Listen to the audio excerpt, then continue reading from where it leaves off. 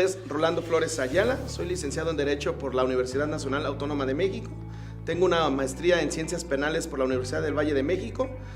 Tengo un doctorado en Administración y Políticas Públicas que me estoy titulando y estoy haciendo un postdoctorado en Política de Estudios Sociales y Culturales. Para tener armonía social se necesita de reglas y derechos, pero sin duda los más importantes son los derechos humanos. Así que hoy conoceremos de ello. Bueno, los derechos humanos, para decirlo de una manera un poco más coloquial, son aquellos derechos que no se pueden interrumpir, que son fundamentales para cumplir con un objetivo fundamental entre todas las personas, que es la dignidad humana. Entonces, hay derechos que tiene cualquier ciudadano, pero no todos los derechos son derechos humanos. Los derechos humanos tienen que tener cierta finalidad para que puedan tener la protección del sistema mexicano, ya sea jurisdiccional o no jurisdiccional. Todos oímos hablar sobre los derechos humanos, pero específicamente, ¿cuáles son? Claro que sí. Por ejemplo, el derecho a la vida. El derecho a la vida es un derecho que va aparejado con otros derechos humanos como el derecho a la seguridad pública, pero también, por ejemplo, el derecho a la alimentación, el derecho a la libre determinación de los pueblos originarios, el derecho de acceso a la información. Podemos tener los derechos de las garantías jurisdiccionales establecidos en tratados internacionales como la Convención Americana de Derechos Humanos, en su artículo 8, que habla sobre cuestiones del debido proceso, de la manera de que se debe tratar a una persona que ha sido acusada, o también podemos hablar sobre tratados internacionales de derechos civiles y políticos, sociales, económicos y culturales. Todas estas existen diferentes derechos que están establecidos ya sea en una constitución o en un tratado internacional. El violar estos derechos tiene consecuencias, así que hoy vamos a conocer cuáles son. Bueno, nosotros sabemos que tenemos dos sistemas para la protección de derechos humanos. Uno es el sistema jurisdiccional de protección de derechos humanos y tenemos un sistema no jurisdiccional de protección de derechos humanos. ¿Cuál es el sistema no jurisdiccional de protección de derechos humanos? Bueno, es la queja que se realiza ya sea ante la Comisión Estatal de Derechos Humanos o ante la Comisión Nacional de Derechos Humanos, que tiene su naturaleza jurídica en el artículo 102, fracción B de la Constitución. Es decir, esta tiene ciertas características. Una de ellas es que no es vinculante la recomendación que emita la Comisión Estatal de los Derechos Humanos o la Comisión Nacional de Derechos Humanos.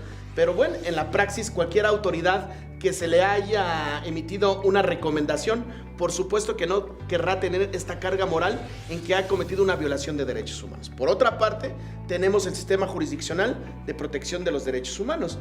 Y primeramente tendremos que hacer un análisis teórico, técnico, de lo que es un derecho humano. Bueno, el derecho humano es inherente a todas las personas. Por el simple hecho de ser persona, tú los gozas y los disfrutas. Pero tenemos, en ese momento existen dos etapas, que es la garantía primaria, desde el momento en que tú lo tienes. Pero en dado caso de que una autoridad o un particular violente un derecho humano, tenemos medios de control constitucional para la reparación de esta garantía. Es decir, ¿cuáles son esos instrumentos jurídicos? Es el amparo, la acción de inconstitucional y la controversia constitucional. El amparo es uno de los medios de protección más eficientes en caso de violación de derechos humanos, en el cual tiene un efecto de restauración de esos derechos, es decir, que se te vuelva a restaurar ese derecho que se te había sido violentado por una autoridad. Prácticamente, y bueno, de aquí pueden surgir responsabilidades administrativas o incluso hasta penales. Entonces, hoy los derechos humanos tienen características muy importantes que no se pueden suspender. Los derechos humanos todo el tiempo, todos los ciudadanos e incluso hasta no nacidos pueden tener ese derecho humano a la vida, ¿no? Y vamos a ver que ha habido varias controversias en estos temas y que son fundamentales hoy en día como normas supranacionales para que se puedan respetar por todas las autoridades. Es importante que todo ser humano sepa quiénes defienden sus derechos humanos. Así que el maestro Rolando nos dice quiénes son. Vamos a decir que incluso hay órganos supranacionales en defensa de derechos humanos y vamos a hablar un poco en este tema que se conoce como litigio estratégico. Cuando se agota un principio que se conoce de definitividad, es decir, se agotan todas las instancias dentro del sistema jurídico mexicano, a la luz de una resolución conocida como el caso Rosendo Radilla Pacheco, en el cual su familia fue una persona desaparecida en la Guerra Fría en México en los años 70, se dijo que no había sucedido una desaparición forzada por parte del ejército y el cual el ejército no podía ser tener la jurisdicción de tener tribunales civiles. Entonces su familia lo llevó a la Comisión Interamericana de Derechos Humanos, que a su vez se litigó en la Corte Interamericana de Derechos Humanos. Esa resolución fue vinculante para el Estado mexicano.